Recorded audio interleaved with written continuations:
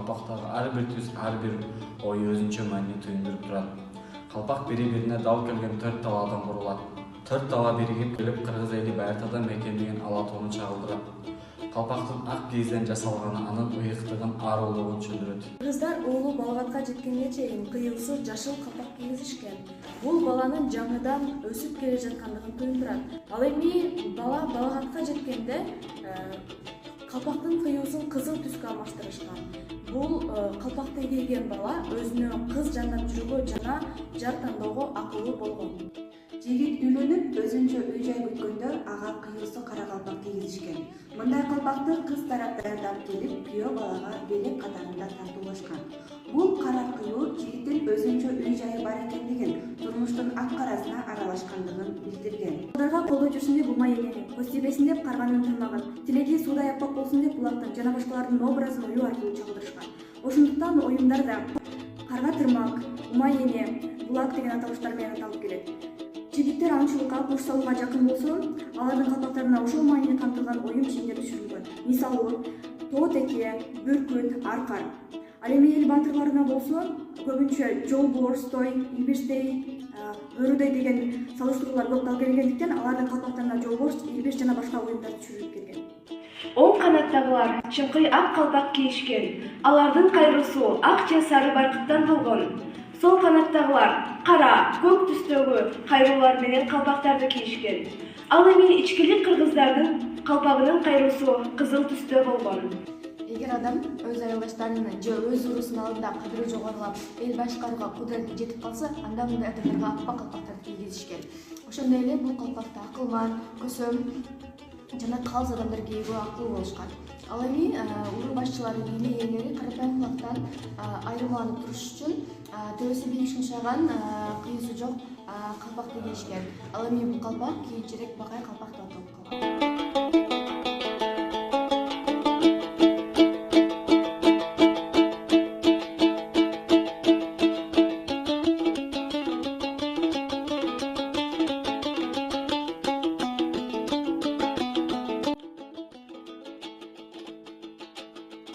Кыргыздын улуттук кийимдери элдин этностук тарыхынын ажырагыс бир бөлүгү.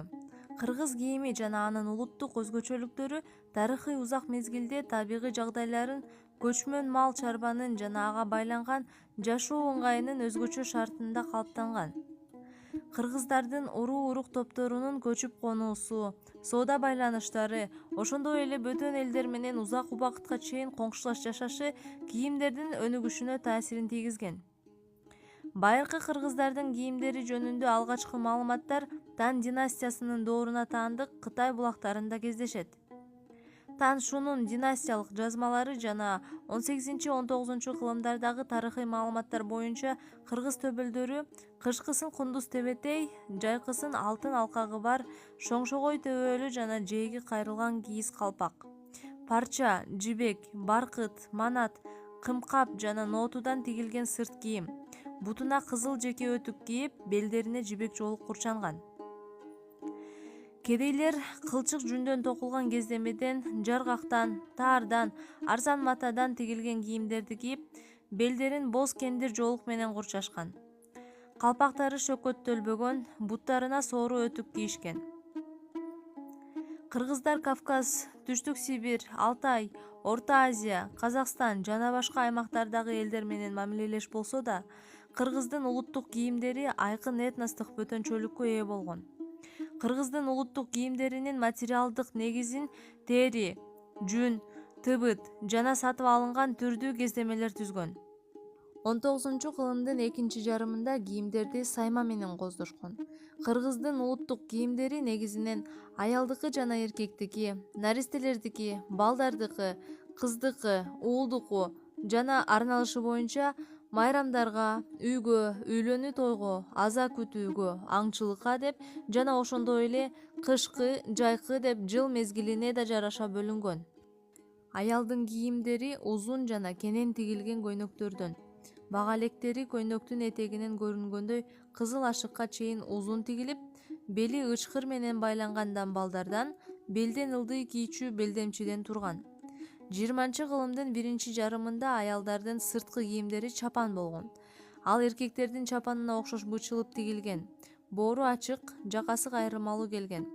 Келин кыздардын, балдардын чапандары жарымы жибек, жарымы жүн аралаш жалтырак кездемеден жасалган. 19-кылымдын экинчи жарымында денеге кыналып тигилген жеңсиз чыптама, пальто сымал чапан өңдөнгөн кыргыздын улуттук кийимдери көбүрөөк колдонула баштаган. Кыздар үкүлүү топу жана тебетей, кош этек көйнөк, кемсел, өкчөлүү өтүк кийип, чачына аркалык, көкүрөгүнө ала тамак, төйнөгүч, мойнуна мончок, шууру деген кооздуктарды тагынышкан. Аялдардын баш кийимдери шөкүлө, элечек, чач кеп, жибек жана дүрүя жоолук жана башка ушул сыяктуулар. Жаш өзгөчөлүктөрүнө жараша социалдык абалына карата ар кандай кооздуктар, оймо чиймелер менен көркөмдөлгөн.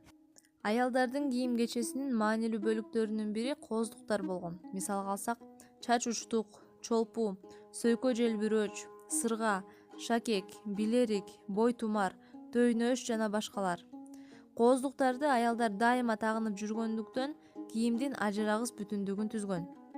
Эркектердин кийимдерин негизинен көйнөк, ычкырлуу шалбар, кандагай шым, чепкен, тон, ичик, чапан, кементай, кулун тон, бешмант, кемсел, тебетей, телпек, ак калпак, малакай, тумак, топу, өтүк, маасы, кепич, чокой, чарык, кур жана башка кошумча жасалгалардан турган.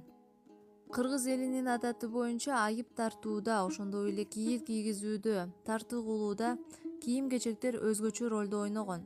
Кыргыздарда кийим-кечеги кастарлоо менен мамиле кылышат.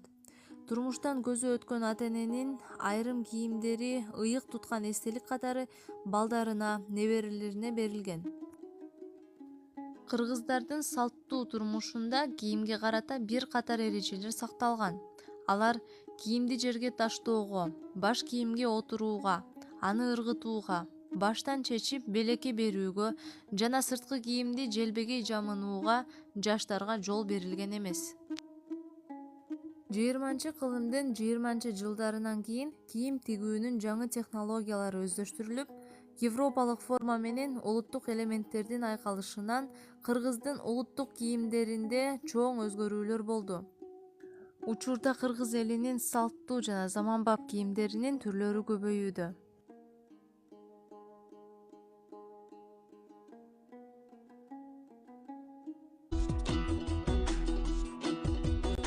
Байыртадан бери кыргыздарда негизинен сүт жана эттен жасалган тамак аштын түрү 100дөн ашат. Кыргыздар төт, топоз, жылкы, кой, эчки жана кайберендердин эттеринен тамактанышып, жана алардан нечен түрлүү тамактарды жасашат. Кыргызда эмне көп той көп. Канчалган кылымдар өтсө дагы мал союп, устукан тартуу салтыбыз кала элек. Устукан тартуу кыргыздын эң негизги конок тамагы болуп, конокторго тартылат.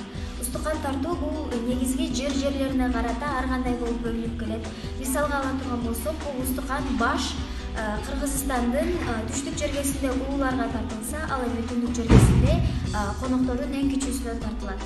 Ушундан улам эки уруунун ортосунда көптөгөн пикир келишпестиктерге күбө болуп келебиз. Ошондой болсо дагы биз сиздерге устукан тартуунун негизги эрежесин айта кетсек, бир койдо 12 устукан болот, бирок анын 12си тең сыйлуу устукан болбойт. Баш коноктордун эң сыйлуусуна тартылуучу устукан болуп эсептелинет. Бул башты коноктордун эң улуусуна тартабыз. Устуканды алган конок ыраазы болгондугун билдириш үчүн устукандан бир аз ооз тиеп дагы аны коноктордун арасындагы эң жаштарына берет. Алар башты алып эрежеси менен бузуп жана аларды эрежеси менен башкаларга бөлүштүрүп берет. Андан кийинки бул жамбаш. Жамбаш бул эти көп жилик. Бул эти көп жиликти бул улууларына, коноктун улууларына, эркекке дагы, аялга дагы тартса болот. Андан кийинки бул кашка жилик болуп эсептелет. Кашка жилик дагы эти көп жилик. Муну эркекке да, аялга да тартса болот. Мында эң даамдуу чучугу бар. Андан кийинки жото жилик. Жото жилик бул чүкөлүү жилик болуп эсептелип, бул эркектерге гана тартылуучу устукан. Жото жиликтин негизги сөөгүнөн илгеркилер 5 шибегин жасашкан. Кашка жиликтен кийин келген улуу устукандардын бири. Өткөн замандарда жигиттер кар жиликти өздөрү менен чортулга алып алышкан. Же болбосо ою бузук душмандардан жана адамдардан коргойт деген ишеничте адамдар боз үйлөрүнүн кире беришине ийип коюшкан. Бул жиликтин эти өтө даамдуу болгону менен бул көпчүлүк жерлерде устукан катары татылбайт. Бул жиликти илгери адамдар өздөрүнүн күмүнө же экинчи аялына тартуулашкан. Улуулугу боюнча кар жиликтен кийин келип, эркекке да аялга да тартыла берүүчү устукан болуп эсептелет. Мурдагы замандарда далы менен төлгө тартып, кийинки жылдын аба ырайын жана келүүчү түшүмдүн кандай болоорун алдын ала биле алышат.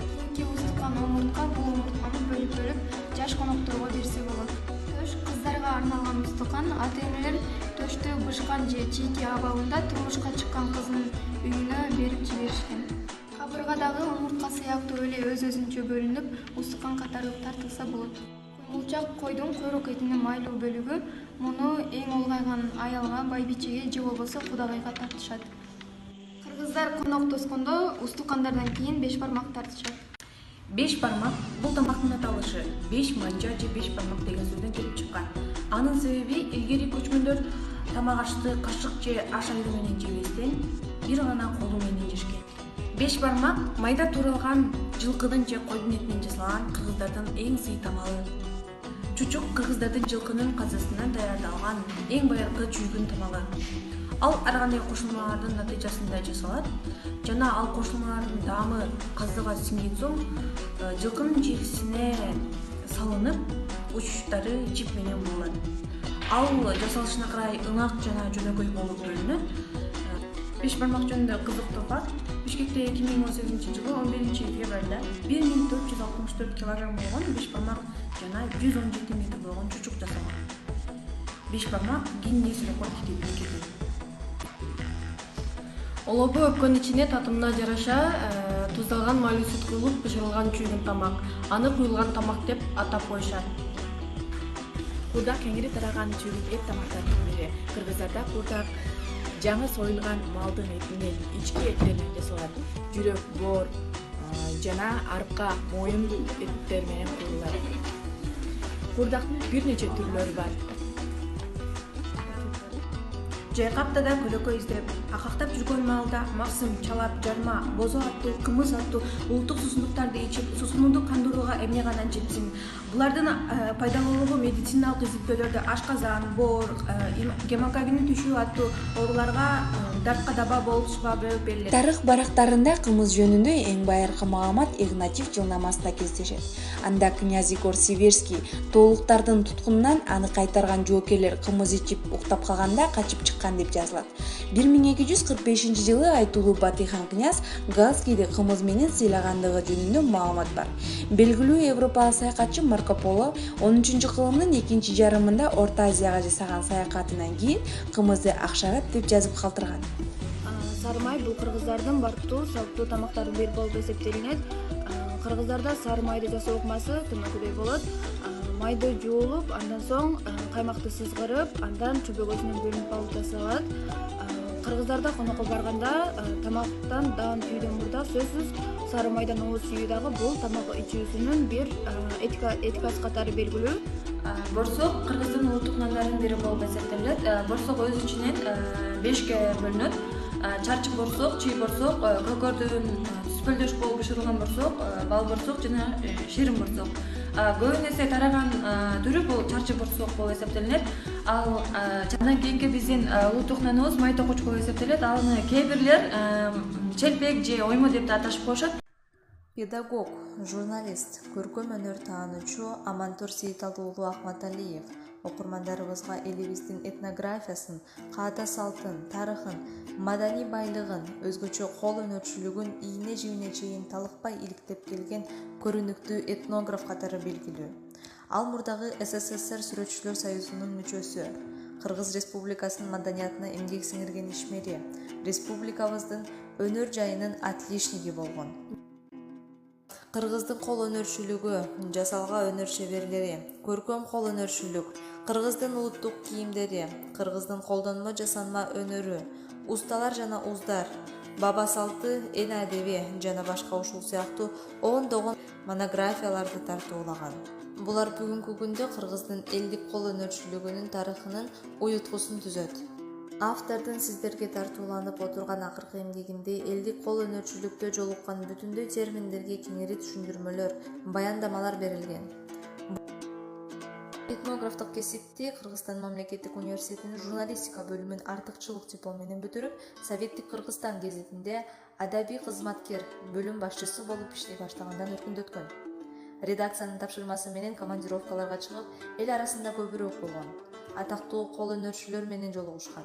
Алардын көргөндөрдүн көз жоолорун алган көркөм кооз өнөрлөрүнүн жасоо, көркөмдөө сырларын эдикпей кагаз беттерине түшүргөн. Өмүрүн, бүтүндөй чыгармачылык күчүн элдик кол өнөрчүлүктүн тарыхын, этнографиясын изилдөөгө арнаган. Ал кыргыз жергесин түгөл аралайт. Кыргызстанда аралабаган айылы, жолугушпаган ууздары, усталары калбаган.